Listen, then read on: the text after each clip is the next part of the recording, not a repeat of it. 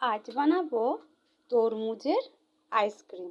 শ্রুতি অনেক দিন ধরেই বায়না করছে, তাই আমি নিয়েছি। অর্ধেকটা তরমুজ নিয়েছি আর অর্ধেকটা আমাকে কাঁচা এমনি টুকরো করে খাওয়াইছি। তো ও অনেক দিন ধরে বায়না করছে, তো তার জন্য বানাবো। আর তার জন্য এই যে আইসক্রিমের এই কাপগুলো আমি রেখে দিয়েছি, আইসক্রিম বানাবো। নিয়েছি ওই চামচগুলো, আইসক্রিমের চামচ, মানে ঘরোয়া যা যা থাকে আর কি। তো আর এই প্লাস্টিক, সাদা প্লাস্টিক, এই যে পলিথিন না থাকলে ওই পলিথিন যে পেপারগুলো থাকে না, এই যে পলিথিন পেপার, এই পলিথিন পেপারগুলো কেটে কেটে চাটনির যে যাটা টুকরো করেও মাপ করে কেটে করতে পারো, কোনো অসুবিধা নেই। আলাদা করে প্যাকেট কিনতে হবে না। তো আমি এগুলো করি। এটাতে প্রথমে চামচ দিয়ে সব বার করে নিই আর জুস করে নিই, তারপরে এই কাপগুলোতে ঢালবো। ঢেলে চামচ গিতে একটা প্যাকেট দিয়ে এঁটে চামচটা গিতে দেবো আর ফ্রিজে 3 ঘন্টার জন্য রেখে দেবো।